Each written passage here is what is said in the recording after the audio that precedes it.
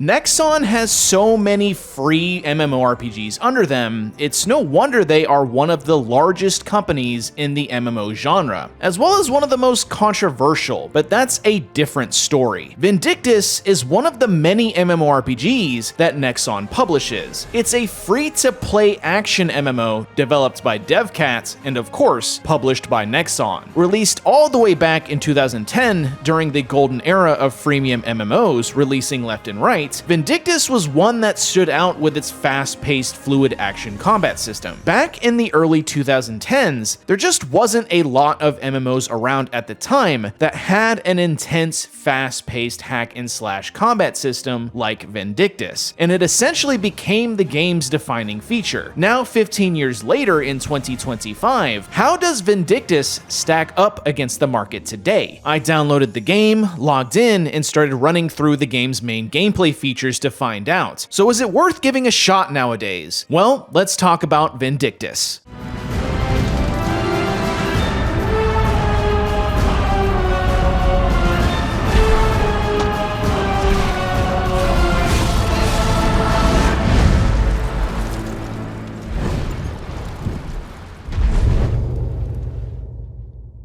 Playing Vindictus is pretty easy nowadays, having the options of downloading the game from either Steam or Nexon's launcher. Wherever you download the game, once you log in, you are greeted with a title screen that changes depending on the game's current update. This one is strange chibi characters, with one of them having what the hell is even that? Clicking login brings you to your character roster, where you can begin creating a character, or rather choosing a character to play as. Instead of creating a character in Vindictus, you choose to play as a character within its world, similar to Dungeon Fighter Online. Each character sort of represents a class, with each one having widely different playstyles. Unfortunately, like Dungeon Fighter Online, characters are gender locked, but luckily there is quite a lot of characters to choose from, with some of them even having alternative weapon types they can use. Currently, there is a total of 26 characters to choose from, with about a third of the cast having the ability to use 2 different weapon types. Once you choose a character, you can then customize how they look very slightly, choose a name, and log into the game. Logging into a newly created character greets you with an introductory quest mission that serves as the game's tutorial. It will teach you movements, interaction,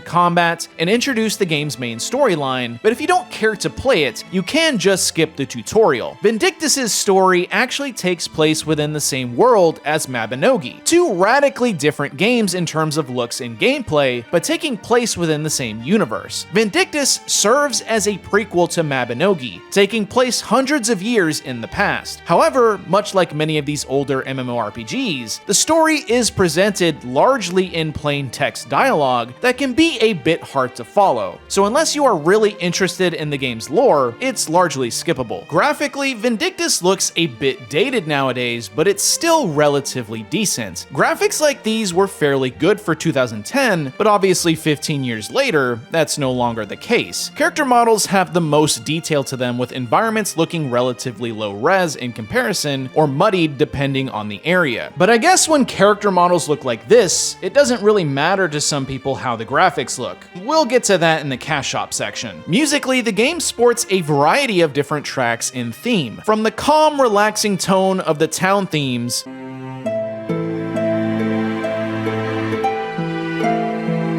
to the epic scores of desperation when fighting bosses.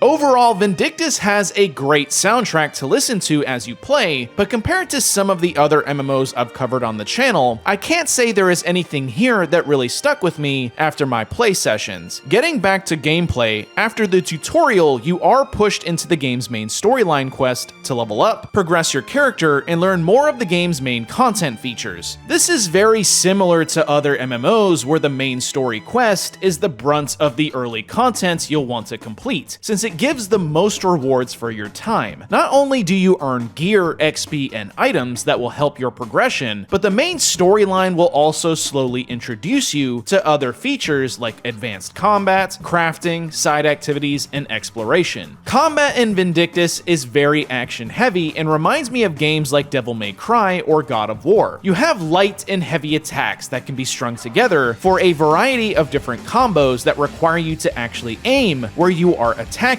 versus the game auto-aiming for you. You have a dodge that you can execute to either move around faster or evade specific enemy attacks, as well as skills in your hotbar down below that can be mixed into your combos to push more damage or combat variety. I wouldn't say the combat is really all that deep, at least in the early levels, but I will admit that it's fun just absolutely wailing on enemies and performing well-timed combos and dodges. I recommend trying a handful of different characters before settling on one as well, since they all play so differently. And in some cases, some of them have special mechanics that only they can perform. For example, Karok has a grapple system with enemies that only he can do. And remember how I said the game reminds me of Devil May Cry? Well, you even unlock a transformation ability that enhances your power, very similar to how Devil Trigger works in Devil May Cry. The combat system, as I stated earlier in the video, is definitely the shining feature in Vindictus. It's fast-paced, intense, visceral, and more importantly, fun, especially once you start grouping up with other players and fights get more complex. I wish I could say the same for everything else the game offers though. Questing is very basic in Vindictus, with most quests having you go to instance missions where you'll fight random enemies and eventually a boss. Others will have you collecting items from specific missions or talking to specific NPCs, and that's really all there is. To be fair, some quests are a bit more interesting, but these are so few and far between and are usually saved for the main storyline quests where you'll watch a pivotal story cutscene or fight an epic boss. Crafting in Vindictus is unlocked by talking to various NPCs in towns and learning the associated talent. The crafting skills are weaponsmithing, goldsmithing, tailoring, armorsmithing, cooking, dismantling, element stones, and gathering, with fishing sort of being also included. Once you have the associated skill, go to the talent menu in your character page, select a recipe,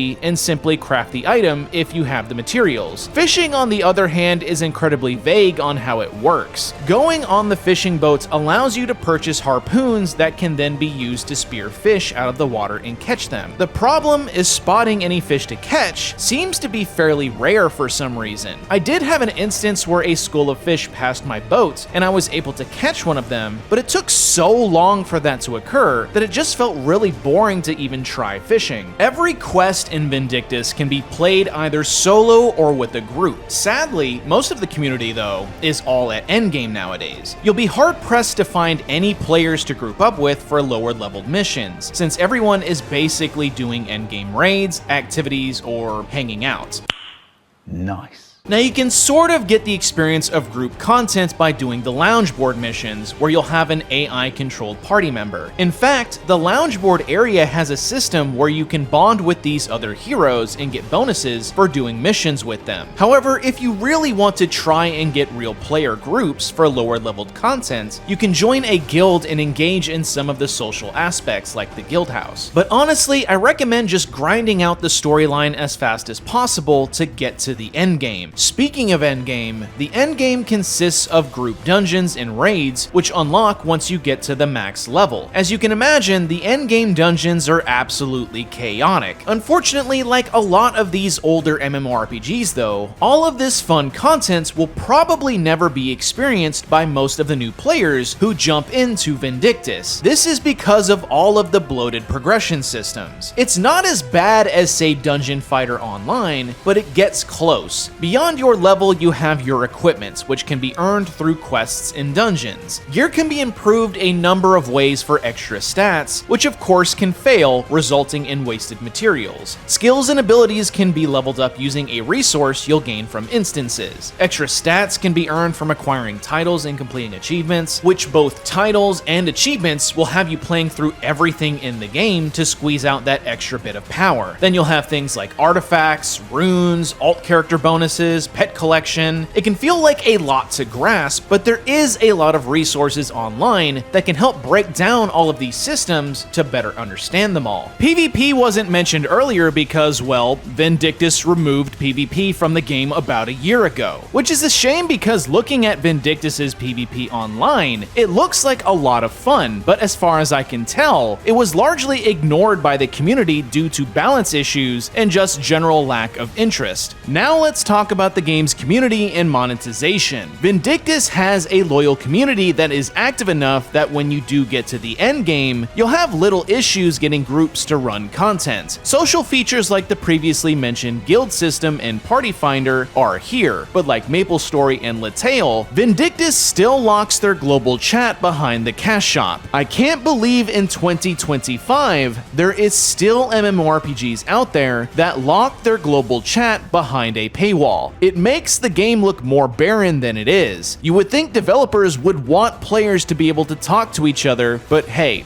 gotta make money, right? Which I guess is a good segue into the game's monetization. So Vindictus is a fully free-to-play MMO, meaning literally all the content from beginning to end is completely free, with an in-game cash shop being the avenue where the game makes money. The cash shop has pretty much all the normal stuff you'd see in a game from this era: cosmetics, XP boosters, convenience items, timed VIP bonuses similar to a membership, items that make your character stronger. Yup, all the stuff we've seen in a normal pay-to-win MMO. Now you could argue that it's really not pay-to-win since there isn't really anything competitive in the game, and you can trade some cash shop items, so technically, free players can earn premium items via the auction house. But players who spend money in the game over those who don't will have a much easier time making a decked-out character over someone who doesn't, in addition to making their character look like a sex doll. Yeah, beyond the cash shop having a lot of pay-to-win conveniences, the cosmetics in this game are on another level in terms of sex appeal. Now, the First Descendant is another Nexon game that has a lot of fan service, but Vindictus just takes it to a whole nother level. It was really hard for me to take the game seriously when I would run by half-naked anime characters in town, male and female. But I suppose if you are into that sort of thing, Vindictus has it in spades, and apparently the player base loves spending thousands of dollars on their character looks. Vindictus at this point is a 15-year-old MMO. It has arguably the best combat compared to its competitors, but sadly that really seems to be all it has going for it. The world feels disjointed since everything is instanced and not seamless. The player base feels so separated from each other due to its lack of global chat that is free, and all of its other features are either superfluous or half-baked. For new players jumping in, there is fun to be had here, don't get me wrong, especially if you can grab a solid group of friends who will join you along the way to max level. But it is hard to recommend this game over other free-to-play MMOs on the market that have released before this one and after. Let's wrap up things on Vindictus.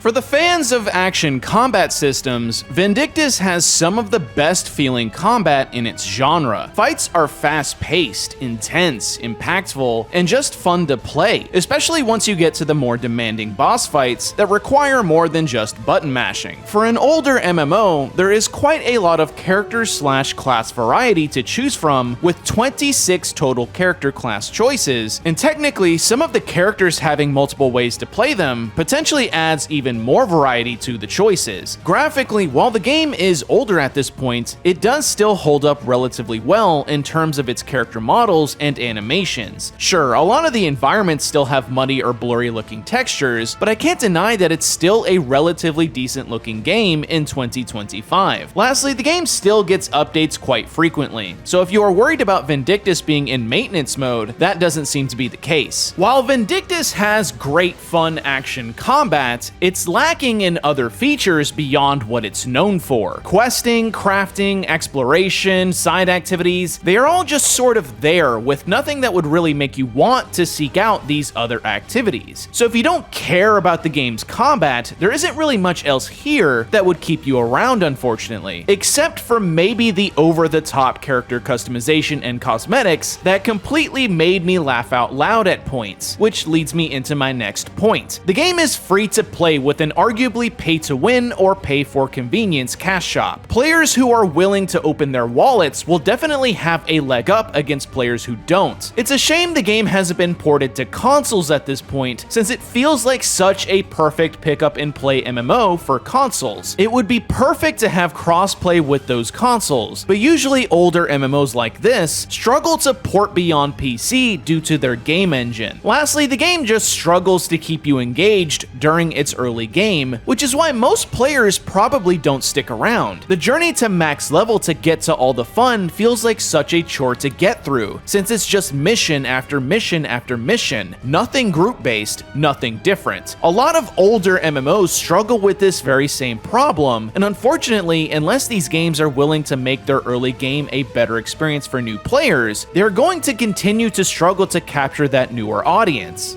I remember when this game released back in 2010. I was fresh out of high school, and me and a buddy decided to jump into it one night. I really enjoyed how fun the combat was, but the game quickly became a grind to get through the story. Ironic that the game more or less has the same exact problem it did all the way back in 2010, even though they streamlined how fast you level up nowadays. It really is a shame that the game hasn't been marketed to a wider audience by porting it to consoles, as it would probably get a massive influx of players by doing so. Unfortunately, Nexon probably just doesn't see the benefits in trying to revive a 15-year-old MMO. In fact, there is a future Vindictus project announced called Vindictus Defying Fate. The game looks to be essentially a remake of Vindictus, but rather than it being an MMO, it's a single-player game with co-op multiplayer, which ironically feels like what Vindictus should have been in the first place. Anyways, are you playing Vindictus? Comment down below and let me know. Don't forget to like the video and subscribe to my channel to support my content. Follow all my social media in the description below, and I hope to see you all next time.